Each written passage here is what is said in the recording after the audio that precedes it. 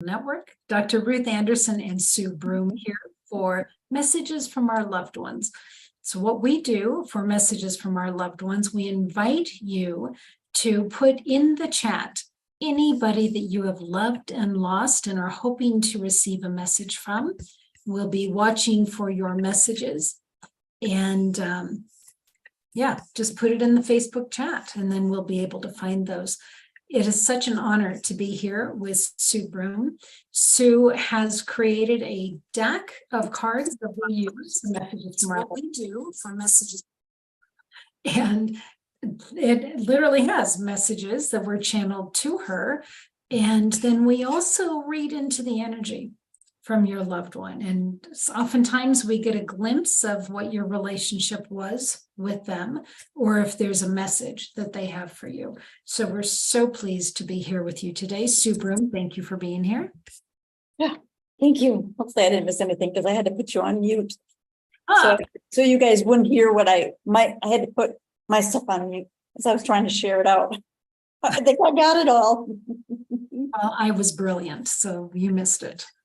Oh, good. Okay. You're always brilliant. Is that what you said? You were brilliant? That's what I said. Yeah, you're always brilliant. Thank you, Prachetta, for waiting. We got started a little bit late. My fault. Yeah, okay. I just love when you can't get everything on one screen. So I've got the words on one screen and then I can't see Sue. So I guess we're just going to go. You don't have to see me, but I can see you, but it's about a minute ago. So, oh well, we'll do the best we can. Uh-oh. I'm still here. Did you mute for a second? Oh, that was before. That was before. You must be catching up. I told you I'm seeing you 4 seconds ago. It's driving. That's why. Yeah, that was several seconds ago. There we go. All right. Prachetta, how are you, my dear? It's so good to hear from you. Glad that you're here. While we're waiting for folks to put, and I know you want to hear something, Prachetta, but I'm hoping that you'll stay with us for a while here. Wanted to take a minute and talk about people's final wishes. Now, Sue, we've never talked about this, but I think this is an interesting thing. What is our responsibility when a friend says, when I die, I want you to do such and such and such? One of my friends who recently passed, her name is Jeannie, and she said, when I die, I want my friends to sit around, have a meal, talk, have a drink, and take one of my paintings, take a piece of my jewelry, etc. I thought that's easy. And we've already done that 3 times. So, that one was an easy one. Her cousin, Lloyd, who I actually have his ashes at the moment, Jeannie had his ashes and then Jeannie died. So we have Jeannie's and Lloyd's ashes and they're all going in the family plot, right? So all fine and good. Back in Chicago. The tricky part is what Lloyd wants with his ashes. He wants his mother's casket to be exhumed and his ashes to be dumped into mom's casket. Now, there's a very good chance that the funeral home will say, absolutely not. We're not doing that. And so what do you do? How are we supposed to feel about that? Are we supposed to just go, well, we did the best we could? Or is there more to the story there? Is there any thought that Lloyd will be unhappy somewhere that we didn't fulfill his last wishes? Or is Lloyd just elsewhere and really doesn't care? It's just an interesting thought. Sue, what are your thoughts? So I think that Lloyd probably thought about that and made that decision when he was very physically in his body and coming from a very 3D place. And I think now that Lloyd is on the other side and ashes, I think he could give a rip. So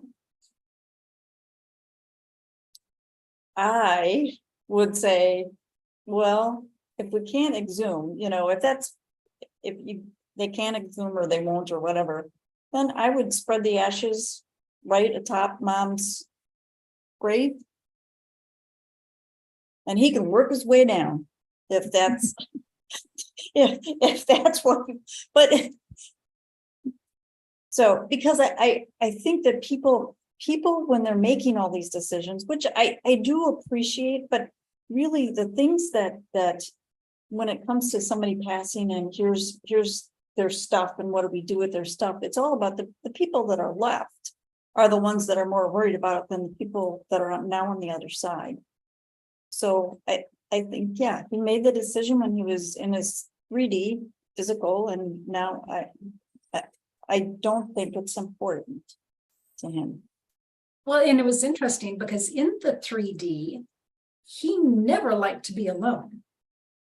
And so it makes perfect Well, that's really interesting. perfect sense that he'd want to be as close to Mom as he possibly can. And so that means put me in the casket. Yeah. Yeah. And plus think about the mom. I mean, maybe her wishes were grow up, live your lives and go on. Because the other thing is he's taken the say out of her. That's a very good point. Right. He's imposing himself, if you will. Mm-hmm. And there are people that believe, I mean, this isn't what I believe, but there are people that believe, hey, Mom's in the ground. That's Mom. So it is sacrilegious to bring her up and dump something else in. It's like, oh, we forgot something. Throw it in. So some people would also be coming from that it's very sacrilegious and you're going to be disrupting her because of that. Yeah, that's a very interesting thought. Yep. Well, as our friends are grieving Jeannie's passing, it's so interesting because some of our friends are Jewish and some are kind of more staunch Catholic, and we've sort of got the gamut. And it's so interesting to hear what different people think happens when you die.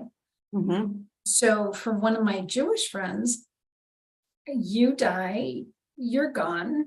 That's it. Like, that's it. And so, well, let me ask you though, when they're gone, are they in the ground or are they just gone? In the ground. Okay. Okay. You are done. And others of us believe in life after life and other lifetimes, and that the spirit continues, and that spirit can come and give us messages and send a butterfly, flick the lights. Mm-hmm. And those of us that have those kinds of beliefs are handling this transition so much easier than the friends that just go, well, that's it, she's done. Right. Yeah, it's interesting to see culturally and religious wise all the different thoughts about what happens when you die. Now, Sue, I know that you believe in life after life. Mm-hmm. I do. And the first time, how there's a lot of people that will go visit graves. And every year they'll clean up the grave and, put new flowers or whatever. The first time I ever went to my mom and dad's gravesite was at the 30-year anniversary of when my mom had transitioned. And the reason I did that is because I took that day and celebrated her life. I went up to downtown Madison. You could get I got her birth and her death certificates downtown Madison. And then I went to a place where my mom, the locks in Madison, where my mom used to take us kids. And then I went to another place where she used to take us kids hiking. And then it seemed like I did something else. Oh, the game farm. I think I went to that was the game farm. And then it's like, oh, I was going to go to the gravesite, and I had to call my brother Steve. And I said, where is it? How do you get there? He knew right where it is, right exactly. So he told me, and then he ended up meeting me there, which was really, it was, oh, and the other place I went to was the cottage where we used to have, it was a cottage and then a trailer, and we had a garage up there. We would go up there for weekends and stuff. And then to the gravesite. But that was the first time I had been there, and I haven't been back. Wow. Two questions. One, why didn't you go within those 30 years? And two, why did you finally go? I think I know for why I didn't go is because that's not where she is. I've never felt that that's where she is. And I think when I ended up going there, I think because it felt like it was starting out the day with getting her birth and death certificate. And the other place I did, I stopped at my insurance agent. Get this, my insurance agent, because his assistant knew my mom. She was at my mom and dad's wedding. Because she says, I think I was your mom's only Catholic friend, because my mom was Lutheran. So I think the going to the gravesite was kind of the ending of, birth to death.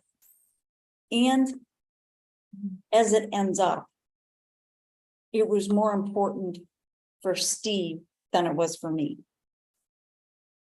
Because there was a lot of things that we talked about that day that I had no idea how much anger and how much hurt he still was carrying. Wow. Mm-hmm. Not at my mom, more at my dad. But really, Even for my mom, but how important for the two of you to have that conversation? absolutely. It absolutely was. So, and I think when it all started, I don't know that I had planned to meet him. I don't think until I was trying to find the cottage and I called him, because he knew. I mean, he knew. He just, he's one of these.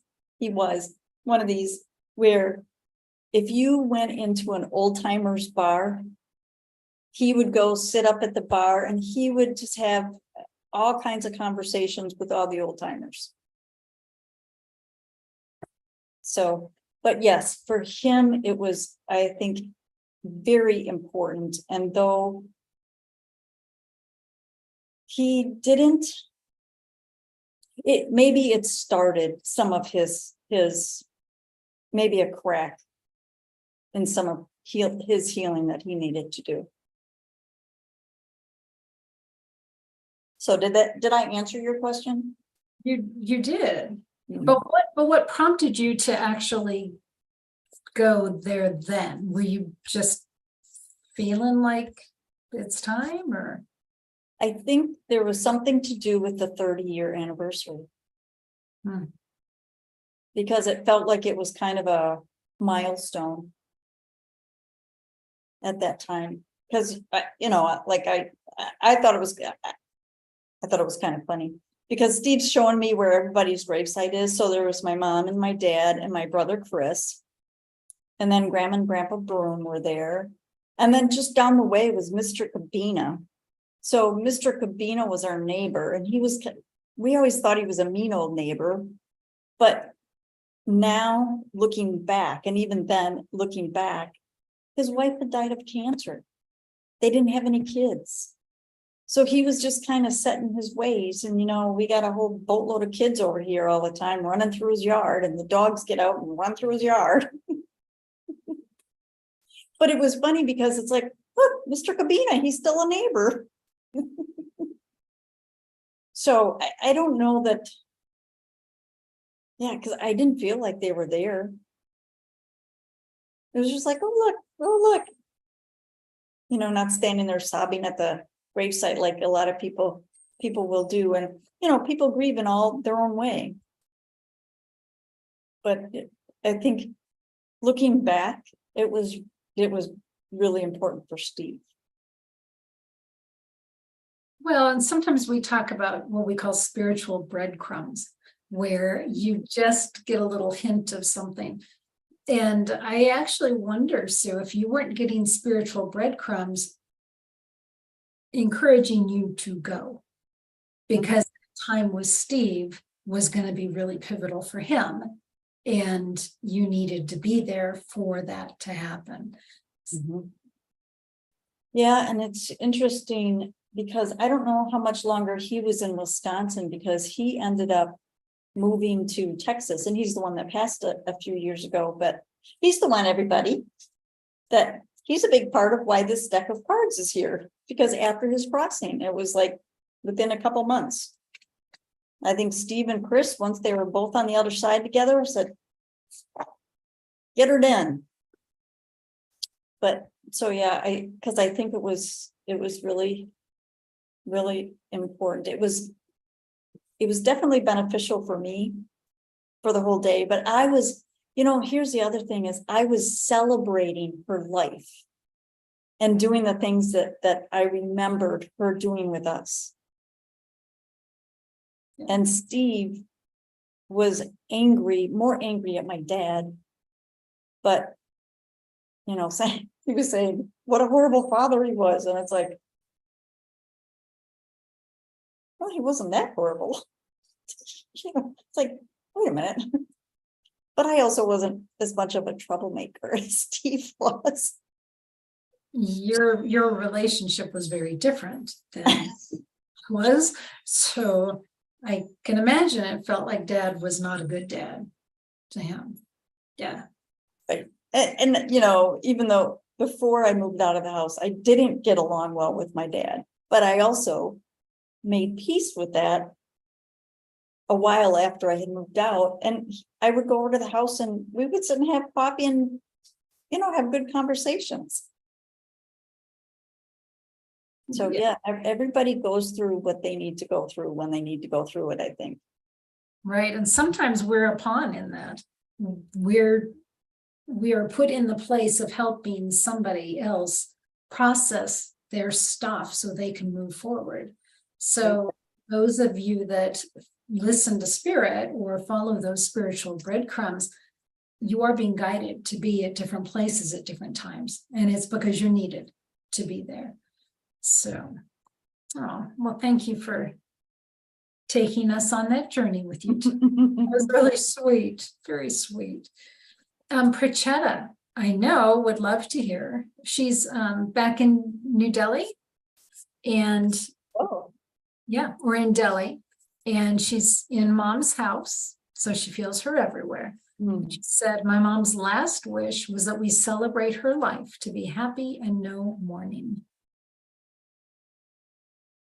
So read that last part again. My mom's last wish was that we celebrate her life and to be happy with no mourning.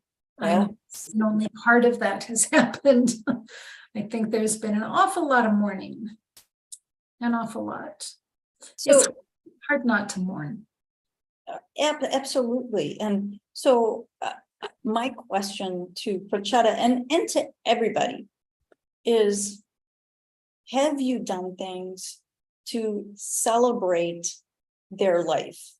Meaning, so say that, no, I'm sure this is true with Prachetta because she's such a cook and her mom is an inspiration, but cooking all of Mom's favorite things and having the family like you with your friend and having everybody just, enjoying food. So doing things to celebrate what mom brought to you, whether it's the cooking or whether it's the decorating, the way, so bringing that in. Oh, and I'm getting chills on that. But doing something to celebrate the time that they were here, and maybe the inspiration that they brought to people, or you could feel the love this way. So let's, her favorite flowers. So let's have the flowers, or your friend with her garden. So let's have that type of garden or something celebrating the garden. So are we doing things to celebrate, or are we doing things like, my brother standing at the grave and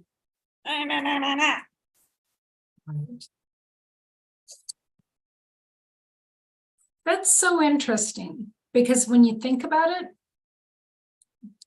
the person that he's complaining to can't talk back, and it's not going to change anything unless it's just, processing out loud to get it out, and then he can move on.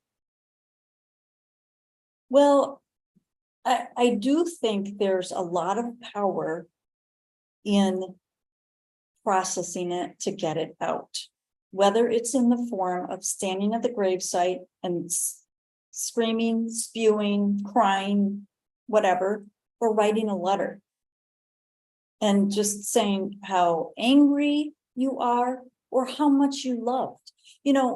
Another way to process is, so say that it's Mother's Day and you always sent your mom, whatever kind of card on Mother's Day.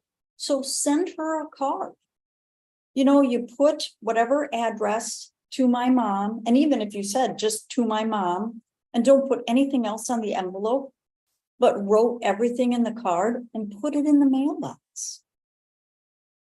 And just let it go. It's just another process that of getting your feelings out and allowing that to be energetically out. Because I think so he might not have been able to hear my dad, but my dad heard. So then there's things that energetically may have started a little bit of a healing process. I know he didn't heal it all. He still had a lot of work to do, but it probably helped open the door a crack. Well, and those were things he probably could not say to your father in person. And so to say those things as if he was talking to him in person, I'm sure that was helpful. Mm-hmm. Yeah. Well, and I think, some of the things that Steve was so angry about, they happened when he would have been 3, 4, 5 years old. Oh. So Oh. my brother Chris was very ill. He had cancer, leukemia, cancer, I don't know. But he died when he was 4. And Steve and Chris were very close. And I think Steve was born in 62, Chris was born in 63. But they used to do stuff together. Well, when Chris was really sick, and us kids, we knew he was sick, but we didn't know he was dying. Chris always liked the midget races. And so my dad knew some of the drivers, and it was Steve and Chris, took them down, and in the cockpit or the pit, I don't know, whatever it is, afterwards, one of the drivers let Chris get in the car and take a picture of Chris sitting in the driver's seat of the car. Okay. Chris gets out of the car. And Steve, all of a sudden, he starts walking toward the car. Now it's my turn. And my dad put out his hand to stop him and said, "Today is Chris's day," or "This is for Chris," or something like that. And I'm getting such chills on that. That made such an impact on Steve because he took it that Dad did not love him as much as Chris. And then when Chris ended up dying, he was pissed at my parents because they didn't tell his kids that he was dying. Right. So a lot. And at that time, I had absolutely no idea that that happened at the race car that day.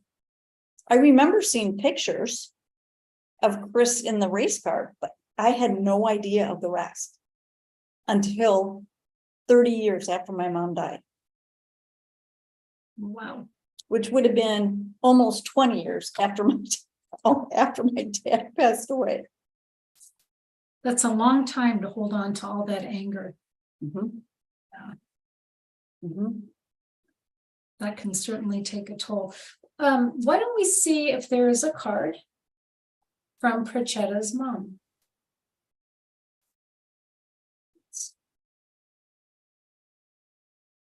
Yeah. So interesting. It is really interesting. So, you know, thinking about all of that emotion, we also carry all of the love emotion, all the happiness emotion, all the joy emotion. And that is really, that's what we want to carry forward in honor of those that are on the other side. Come on, Mom. All right. Whew. It almost flipped the deck, just so you know. I send rainbows to brighten your day. This is, oh, so cool. So it seems like there's, yes, it may be a true rainbow, like looking up in the sky, or the other morning I had all of a sudden on the ceiling, I could see all these rainbows going on because of something, a crystal I have hanging. And it's like, wow, that is so cool. But I feel like even there might be ways that the light is going to play with your eyes, Prachetta. So where I was this weekend, they have a water fountain inside, and every once in a while on the ceiling, you could see it was just this little dancing light. And I think pay attention to what thoughts are going through your mind, or sit and do a meditation and spend time with your mom, and then see what you notice after that with the light playing with your eyes, or catching of different colors of the true rainbow and the brightness of it, because there's something about when you see a rainbow in the sky, how bright the colors are. Even though they might be muted, they're still bright, if that makes sense. So, oh, I love that. So Prachetta, your mother is taking me into the kitchen, and I've seen and smelled these same things from her before. It's not a new message, but the cooking and the smells and the colors and the vibrant smells and colors, it's just coming through so strongly right now. And I feel your dad in the kitchen as well. When you're at home, do you cook in her kitchen? Because that's where they are, and they're just in that space with love and memories. And pay attention to they're probably the same smells that you smell a lot with all of the cooking, many of the same flavors, but it's just so vibrant what's coming through right now. I mean, I can smell it. I'm surprised I can't, because sometimes I will notice that. It's like, oh yeah. But also now look at the colors that you're mentioning, and now bring the colors of the rainbow into the cooking and into the feast, because there are all the colors of the rainbow in the food, Mhm. every single one of them. Yeah. In particular, it's almost like one of the curry dishes that I'm smelling, that beautiful orange, yellow, brown. But yeah, so beautiful. And your dad is delightful as always, like coming and taking a little piece of the naan and sticking it in the sauce. I mean, it's just family. It just feels so loving and connected. Yeah, There is such a connection with food, isn't there? there absolutely is. Yeah. That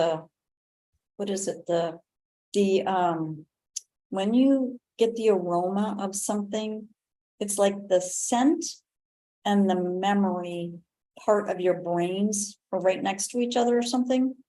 Is that right? It makes sense. Yeah. I think that's why when people get a scent of something or an aroma of food, it's like, oh my gosh, I haven't thought about that for years, because it triggers something. I think I'm probably saying it wrong, but it's like that part of the brain, those two pieces are right next to each other. Yeah, it'll take you back right away. Won't it? Yeah. Pritchetta said, Pritchard does a lot of the cooking. Mom used to make awesome chicken curry. My dad was a foodie. Yeah, I can see that. I can absolutely see that. Yeah. Very sweet. Well, there's so much love for you from your parents. So much love for both of you. Okay, so Laura Adams is new. I don't remember the name Laura Adams. Maybe you do, Sue. She would like to hear from Anna Casey Adams.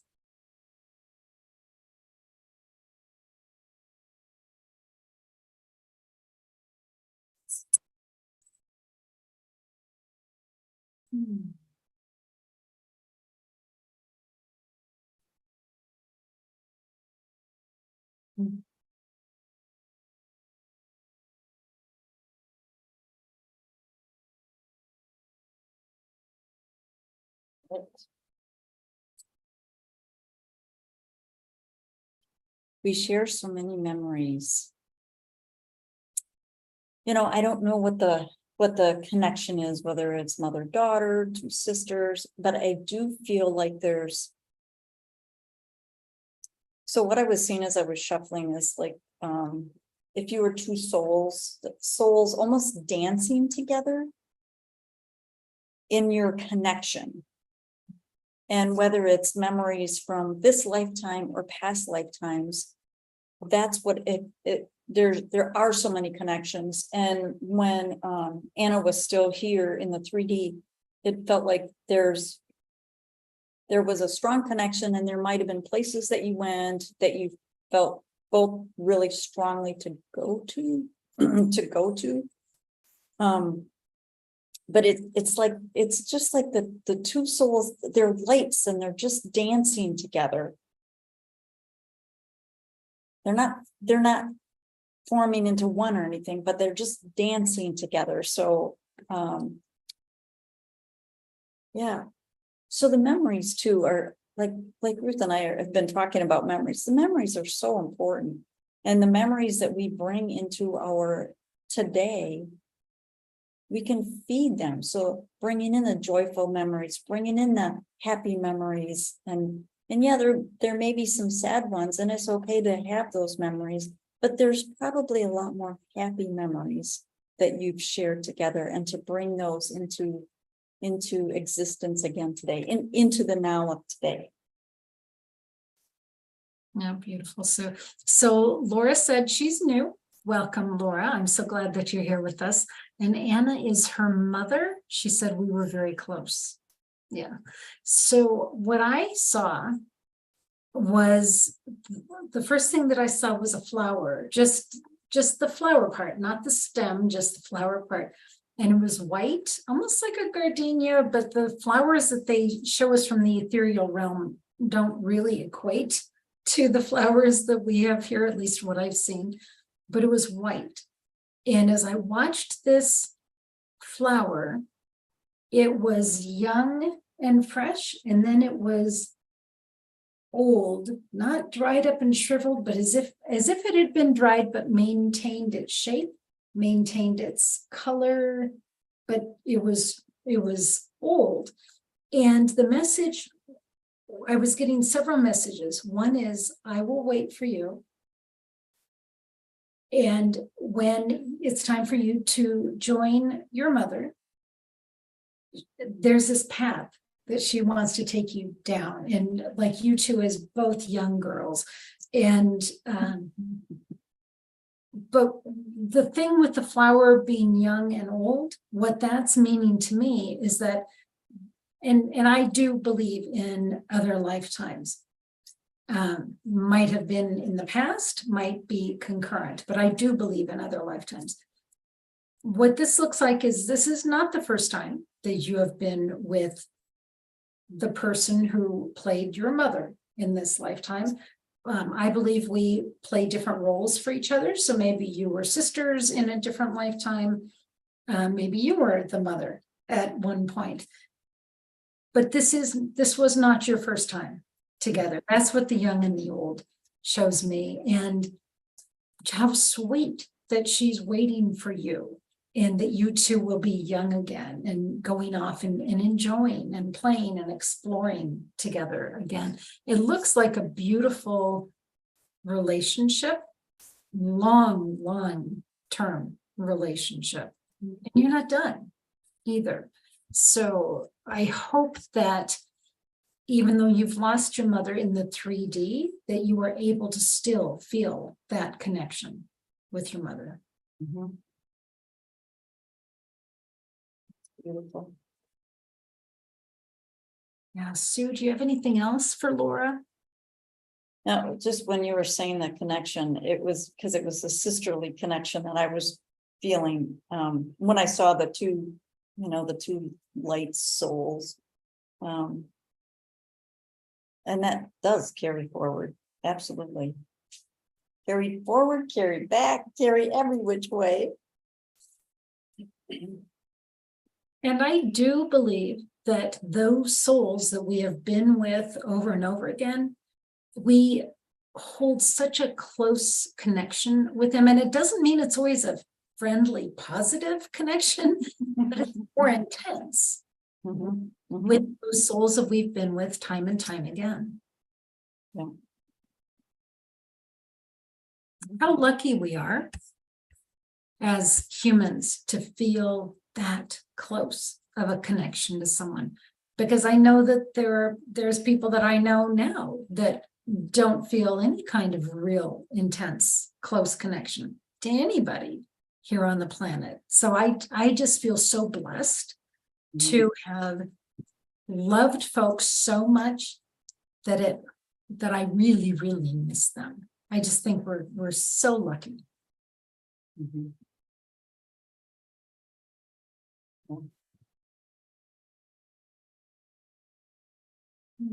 That's beautiful. As much as it hurts. Say that again. As much as it hurts to. Oh, yes. Laura said, thank you. It's been almost 2 years. Still miss her so much. Her sister passed a few months before her. I lost my aunt and mother the same year. That's hard, Laura. Sister, aunt, and mother within 2 years. Her sister, mom's sister. Oh, got it. The aunt and the mother. Got it.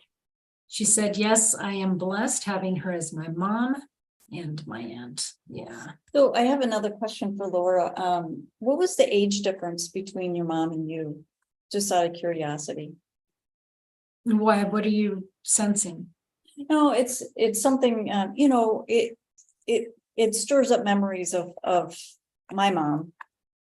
Because there's many mornings that when I'm having my first cup of coffee, it's like, I wonder if, I feel like her and I would be friends now. She didn't like coffee, but that we would be friends. So it's almost like I could see sitting with her, having coffee in the morning, especially the first cup of, I don't know why the first cup of coffee, but my mom was only 18 years older, because she was 17 when my older brother was born. She was 18 when I was born. So she, very close in age. So I was just curious.